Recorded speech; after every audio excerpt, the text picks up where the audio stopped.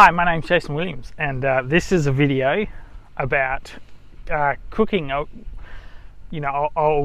get right into it, because I've got to show you a few different types of cooking and the way I cook. But we spend so much time on the road, traveling between places for work and for whatever else, and so the main one, the beginning of this type video is we cook using this Travel Buddy a lot. And so what I'm gonna it's gonna cut between, in this video I'll cut between different places and what I'm doing, and showing you different ways that I cook. So this video is all about camp cooking, travel cooking, maybe camp kitchen, and just a few things like that. So what I'll do now is the Travel Buddy I use is very basic. It is what it is. They're good. I never ever preheat it, and I don't have a step-up converter, because the only time I use it is when I'm driving, because most of the time I like to cook on a fire. But so this is quite basic. I'll get the camera to move in now, and what we're going to do is put a bit of baking paper down. Oop. See if I can navigate this baking paper. Watch me screw this up. I think I kind of winged it. And I just that we're going to make some burgers, and I'll put it in. We leave it probably generally around half an hour, and then we'll probably put like some eggs in. Just whack one in there and one in there. So that's pretty much it. And I'll put this into the Travel Buddy like so. Close it and turn it to run. And it's just turned on. Nothing's hot, as you can tell. It's just. And so the next bit will be me probably half an hour later putting some eggs in there. And we'll see how that goes. Right, so it's been in there a whole hour now. Turn that off. And there's that. Yeah, and I guess I'll prep these. There's one burger, the jalapeno burgers, I believe. Beef jalapeno. Right, we got that. This is messy because Jason's doing it. That's right. Oops. Yeah. Me and food. We are not friends. Except for when I'm eating it. Right, leave that like that. Oh, and a bit of tomato.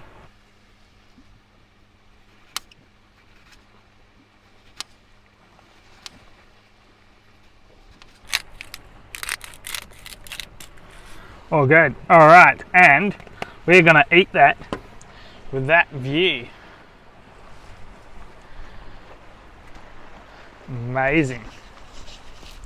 All right, onto this part of cooking, which is with the camp oven on a fireplace. Well, I've got to get that going and clean it up. And but before I show you anything, look at this view. My goodness. It is very nice. So, and so to start with, this is going to be, I'm going to be using some utensils. I'm going to be using these boxes that I've made, this frame that all houses in there, and I'll show you what's going on in that. So all I do here is unhook this strap, and normally it all slips out really easy, as you can imagine. And I get the boxes out because they interlock, just like so, and get what I need out of there. But I believe I'm going to need this box as well. And inside this one, this is mostly cooking stuff. It's a little bit I'm not very well organised at the moment, as you can tell. I want that for using in my camp oven. What am I going to want here? Probably that one for dishing it up. And yeah, just go through, find out what it is I'm going to want. I reckon, no, nothing in there I'm going to want. I want me, aha, this is looking like it. Alright, and in this one, very this is cool. We use this all the time. There's it's a Camp Cover Kitchen Organizer Deluxe. I reckon I'm gonna want those. I'm probably gonna want a plate to eat from. Oh, and here a fork.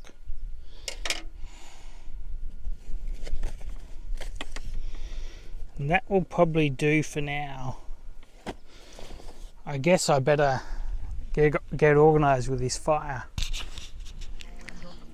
Alright, so I've got some onion, a little bit of salt.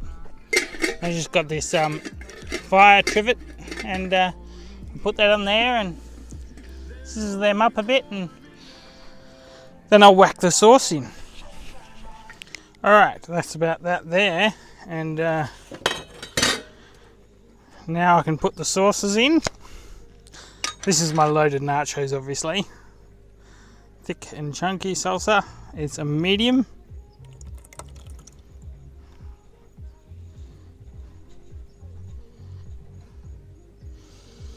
Might need a little bit of water to get the rest of that out. And also some beans.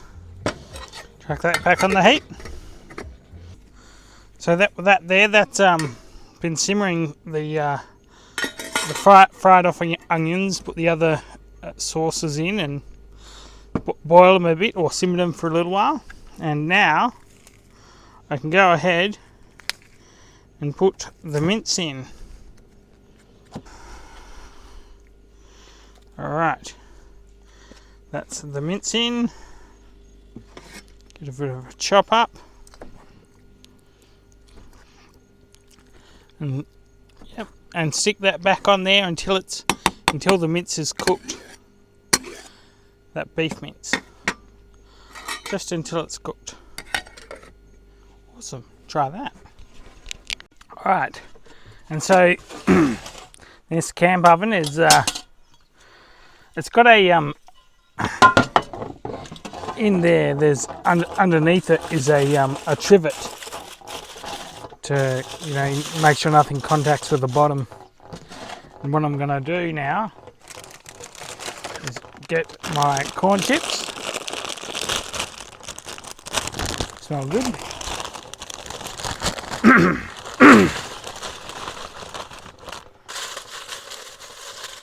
And I'll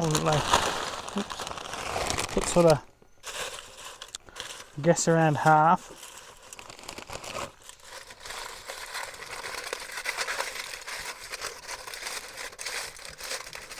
I don't really want the cheese to come in contact with the cast iron because it sticks like anything. So I'll put a few in there like that. That's nice and hot. It's been simmering and boiling for a bit. And get some of this.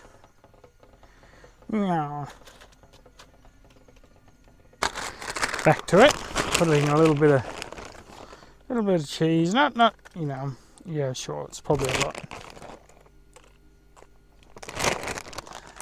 A bit of cheese on there. Rest of the nacho chips.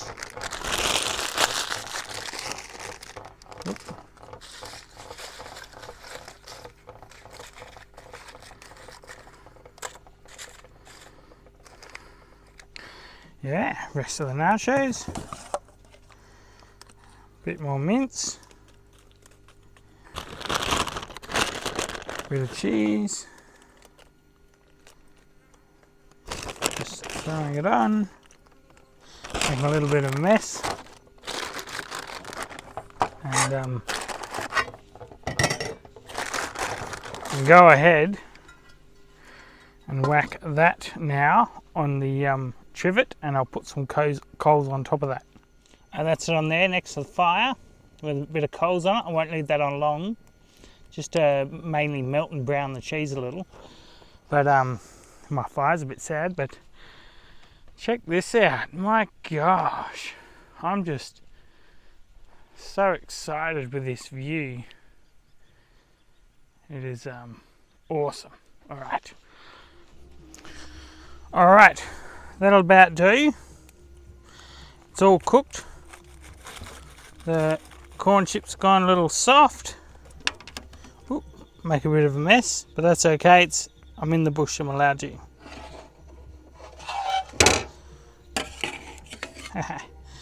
Awesome. Alright, this should taste really good. Should being the operative word. Maybe I could have left them in there a little bit longer. That's plenty for me.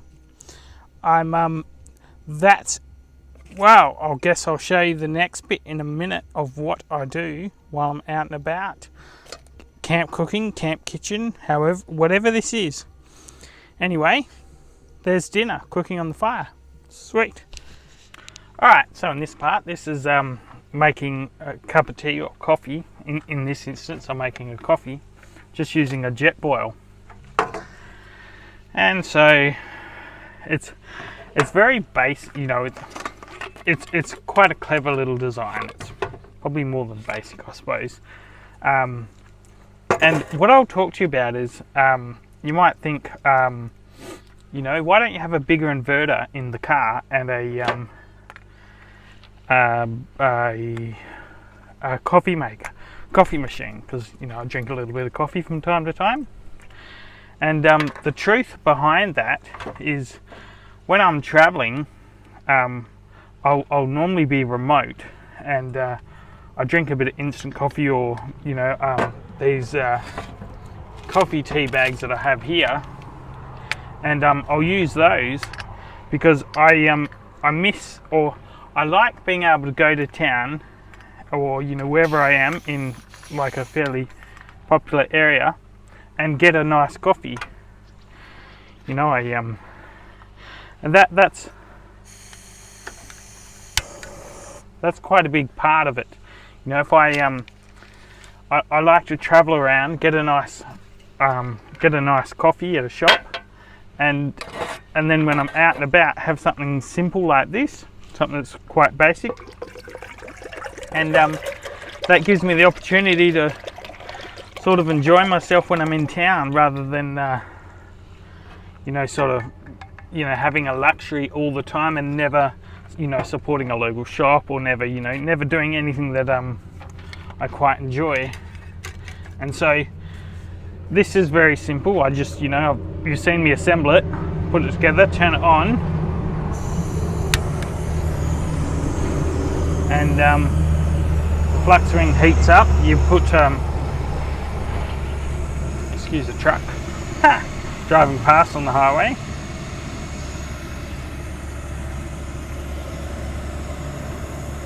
And that's you know, that's, the door's swinging a bit, but anyway, you know, that's, you know, by the time I basically get, you know, a little bit of sugar and my coffee tea bag in this cup, it's usually close to being done. So, you know, I'll have a fairly large teaspoon of sugar, wouldn't it? And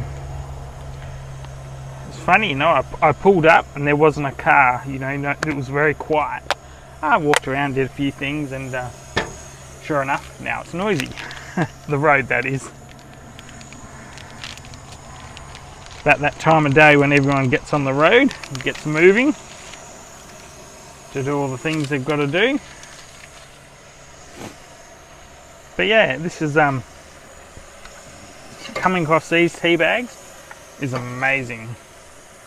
You know, I've got that ready, put the sugar in, put the tea bag in, and, you know, it hasn't started to change colour, but what you watch for is this will change colour as it heats up, and then that's at it boiling. You know, you can see it sort of it's simmering in there. So, oh, it is changing colour. I guess you're going to be able to see that better than me, hopefully. And yeah, that's almost it, isn't it? Wow, so quick, so simple. And this, you know, it doesn't matter. Sometimes it's a tea, sometimes it's a coffee.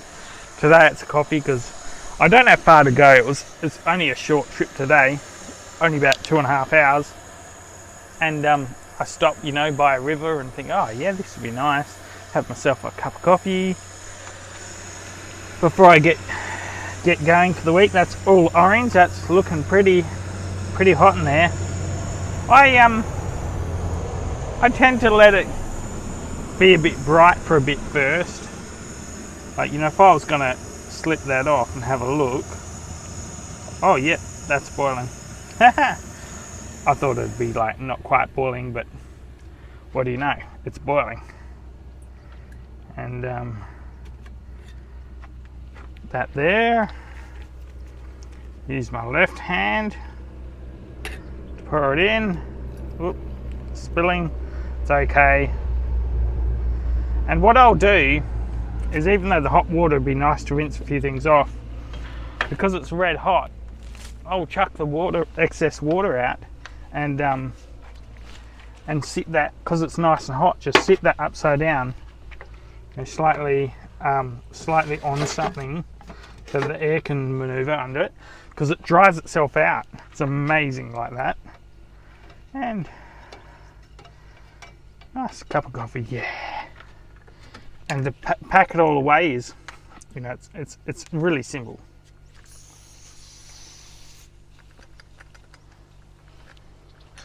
I haven't ever had a drama with these cross-threading or anything, even though some people have, but it hasn't happened to me yet.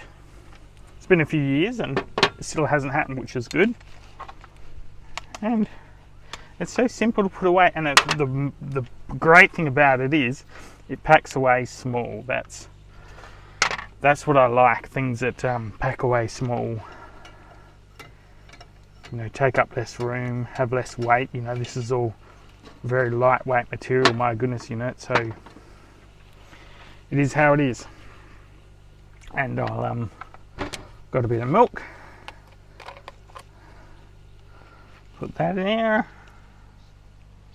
bit of long life milk that's been in the fridge, and that's going to be my milk for the next couple of days.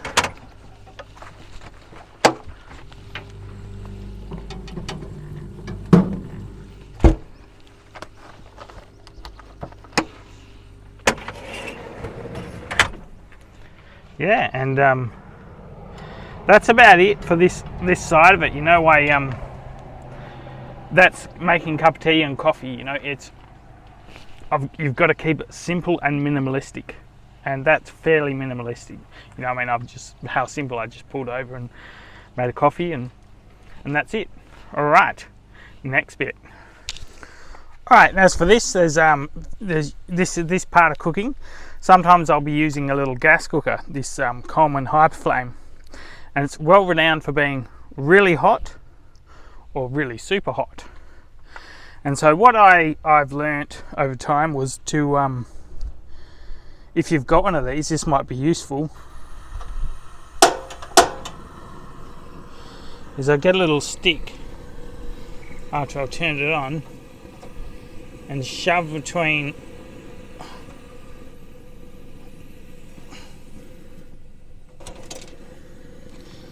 the housing and the valve control knob, and that usually creates enough friction like that to slow it right down. And it's quite windy at the moment, so this is a good test for it, isn't it?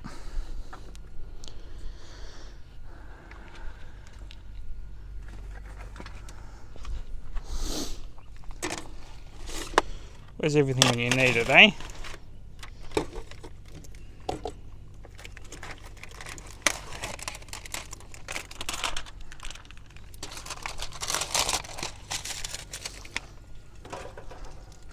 because I'm going to cook a couple of sausages, and I'm also going to cook some eggs.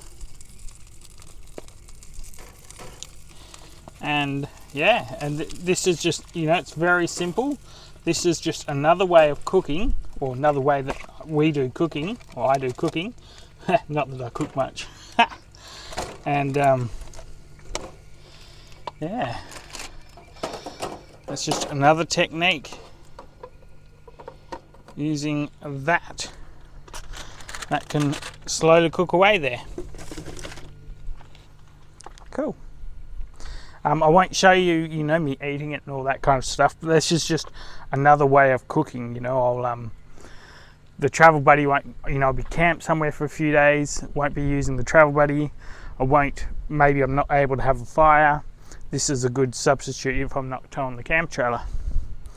All right, that's that way of cooking. Very simple. You know, these things are renowned for getting, you know, that's slow. That's really slow. I'm not sure if you can hear that. It's just lightly sizzling away. It's a windy day. You know, these are really good if you know how to use them. You know, that little trick changed it. Otherwise you'd burn everything. Sweet. All right, so this is the last part of the cooking for this video. And so quite often I'll be traveling with my camp trailer. This is quite regular. And this is using the Weber on the back of the trailer with the gas bottle that's in there. None of it's fitted. That's going to be in a later video. I'm going to actually fit this whole box out and see if I can eliminate carrying the plastic boxes that I carry when I'm traveling. But that'll come in a later video. But this is the last port of call of cooking for this video. And just turn it on and heat it up. Alright, I'm just gonna cook up some eggs and some buns.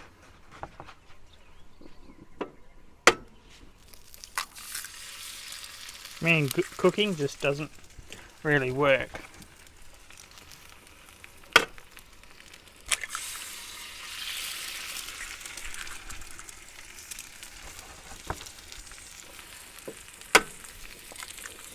Somehow I'm winging it. Buns.